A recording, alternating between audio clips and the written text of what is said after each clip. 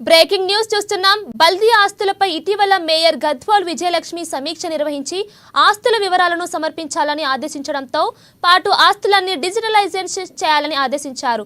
దీంతో గ్రేటర్ పరిధిలోని 30 సర్కిళ్లలో ఏ సర్కిల్లో బల్దియాకు చెందిన ఎన్ని ఆస్తులున్నాయి, వాటిలో ఎన్ని ఇదివరకే అద్దెకు కేటాయించారు, అద్దె సక్రమంగా జమ చేస్తున్న టెనెంట్ల వివరాలను సేకరించే పనిలో ఎస్టేట్ విభాగం అధికారులు బిజీగా ఉన్నారు. త్వరలోనే నిర్వహించనున్న జీహెచ్ఎంసీ కౌన్సిల్ సమావేశంలో వేలంపాట నిర్వహణ, నామమాత్రంగా అద్దెలు చెల్లిస్తున్న మగ్లీలు, షాపుల వివరాలన్నీ సమర్పించాలని ఆదేశాలు జారీ అయినట్లు సమాచారం. ఇక కౌన్సిల్ మీటింగ్లో అద్దెల సవరణ, సబ్ రీజుకు సంబంధించి కోర్టులో ఉన్న కేసులకు సంబంధించి కీలకమైన నిర్ణయం తీసుకునే అవకాశాలున్నట్లు సమాచారం. ఒక్క సికింద్రాబాద్ ప్రాంతంలో గడిచిన 3 ఏళ్ల నుంచి సుమారు 30 లక్షల దుర్వినియోగమైనట్లు ఆరోపణలున్నాయి.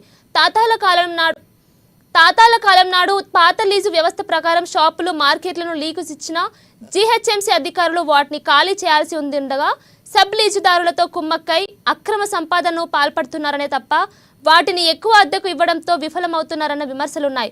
ఇక దీనిపై మరింత సమాచారం మా ప్రతినిధి రాంబాబు అందిస్తారు. చెప్పండి రాంబాబు. కీర్తన, బల్దియాకు సంబంధించినటువంటి ఆస్తులకు సంబంధించినటువంటి వివరాలను మొత్తం కూడా సేకరించేటువంటి పనిలో ఇటు గ్రేటర్ హైదరాబాద్ మున్సిపాలిటీ అధికారులు, అదేవిధంగా మేయర్ గద్వాల విజయలక్ష్మి కూడా ఇటు ఈ యొక్క జిహెచ్ఎంసీకి సంబంధించినటువంటి యొక్క ఆస్తులు ఎన్నినటువంటి వివరాలను సేకరించేటువంటి పనిలో పడ్డారు. దీనికి సంబంధించి ఆ యొక్క ఆస్తులకు సంబంధించినటువంటి లిస్టును మొత్తం కూడా కావాలని చెప్పేసి అధికారులను ఆదేశాలు జారీ చేయడం జరిగింది. వీటన్నిటి కూడా డిజిటల్ ఆస్తులకు సంబంధించినటువంటి మొత్తం లిస్టును కూడా డిజిటలైజేషన్ చేయాలని చెప్పేసి కూడా అధికారులను ఆదేశించడంతో ఈ యొక్క మొత్తం హైదరాబాద్లో ఉన్నటువంటి మొత్తం 30 సర్కిల్లో కూడా అధికారులందరూ కూడా ఆ యొక్క ప్రభుత్వ అంటే ముఖ్యంగా జిహెచ్ఎంసీకి సంబంధించినటువంటి బల్దీ ఆస్తులు ఎన్నున్నాయని చెప్పేసి లెక్కించేటువంటి పనిలో పడ్డారు. వాటికి సంబంధించినటువంటి వివరాలను, ముఖ్యంగా అద్దెకు సంబంధించినటువంటి వివరాలను కూడా సేకరించేటువంటి పనిలో పడ్డారు. గతంలో కూడా ఈ అద్దెకు సంబంధించినటువంటి వివరాల్లో కొంత అవకతవక జరిగాయని చెప్పేసి ఆరోపణలు ఉన్నాయి. ఈ అద్దెకు సంబంధించినటువంటి లీజుకు సంబంధించినటువంటి ముఖ్యంగా పాత లీజుని పునరుద్ధరణ చేసుకుంటూ అధికారులు కొంతమంది కుమ్మక్కయ్యారని చెప్పేసి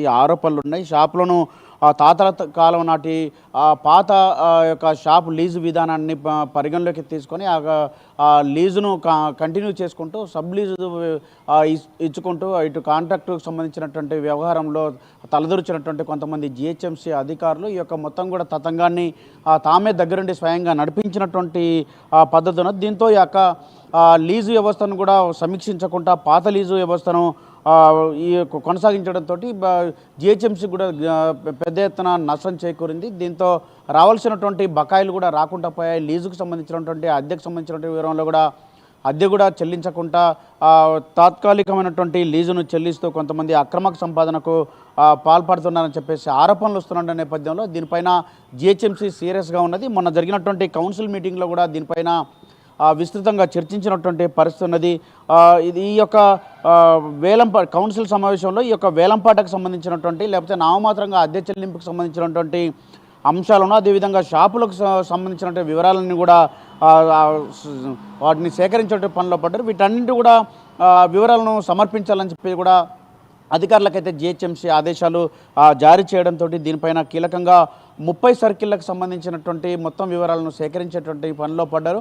ఇప్పటికే దానికి సంబంధించినటువంటి ఒక సికింద్రాబాద్లోనే 30 లక్షలకు పైగా దుర్వినియోగం జరిగిందని చెప్పేసి గడిచిన 3 ఏళ్లలో ఈ యొక్క వ్యవహారం జరిగిందని చెప్పేసి ఆరోపణలు ఉన్నటువంటి నేపథ్యంలో మొత్తం గత ఈ 3 ఏళ్లే కాకుండా జిహెచ్ఎంసీ సంబంధించినటువంటి గత 10 ఏళ్లకు సంబంధించినటువంటి వివరాలను కానీ లేకపోతే ఈ 5 సంవత్సరాలు సంబంధించినటువంటి వివరాలను మొత్తం కూడా సమర్పించాలని చెప్పేసి ఆదేశాలు జారీ చేయడం జరిగింది. దీనికి సంబంధించినటువంటి ఎక్కడైతే పాత లీజు వ్యవస్థ ఉన్నదో దానికి సంబంధించినటువంటి మళ్ళీ పునరుద్ధరించాల్సినటువంటి అవసరం ఉందని చెప్పేసి దీనిపైన అదేవిధంగా జిహెచ్ఎంసీ అధికారులు కూడా మొత్తం ఈ యొక్క లీజుకు సంబంధించినటువంటి పూర్తి వివరాలను సమర్పించాలని చెప్పేసి ఆదేశాలు జారీ చేయడంతో ఆ పనిలో అయితే నిమగ్నమైపోయారు. దానికి సంబంధించినటువంటి అద్దెల సవరణ, సబ్లీజుకు సంబంధించినటువంటి కోర్టులో కొన్ని కేసులు ఉన్నాయి.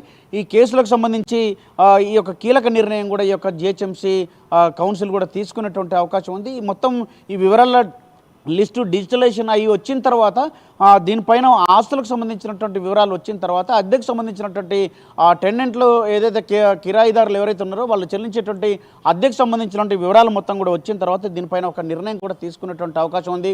లీజు కూడా గత కొంతకాలంగా కంటిన్యూషన్గా ఎవరైతే కొనసాగిస్తున్నారో దానికి సంబంధించి పునరుద్ధరణకు సంబంధించినటువంటి అంశం పైన పునఃసమీక్ష చేయాలని చెప్పేసి జిహెచ్ఎంసీ భావిస్తున్నది. దీనికి సంబంధించి ఈ తాతల నాటి పాతకాలం నాటి యొక్క లీజు వ్యవస్థను కూడా పునఃసమీక్షించేటువంటి అవకాశం కూడా కనపడుతోంది. మొత్తానికైతే జిహెచ్ఎంసీ ఇటు బల్దియాకు సంబంధించినటువంటి ఆస్తులకు సంబంధించినటువంటి వ్యవహారం కానీ అద్దెకు సంబంధించినటువంటి వ్యవహారం కానీ వీటన్నింటిపైన వివరాలు సేకరించేటువంటి పనిలో పడ్డారు. సక్రమంగా ఈ యొక్క అద్దెను జమ చేసే వాళ్ళు ఎవరు, లేకపోతే అద్దెను ఎగ్గొట్టేటువంటి వాళ్ళు ఎవరు అని చెప్పి దాని వివరాలను కూడా సేకరించేటువంటి పనిలో పడ్డారు. మొత్తానికైతే ఈ యొక్క జిహెచ్ఎంసీ అధికారులు అయితే తన ఆస్తులను కూడా జిహెచ్ఎంసీ కూడా తమ ఆస్తులను ఎన్నున్నాయని చెప్పేసి లెక్కించేటువంటి పనిలో పడ్డది.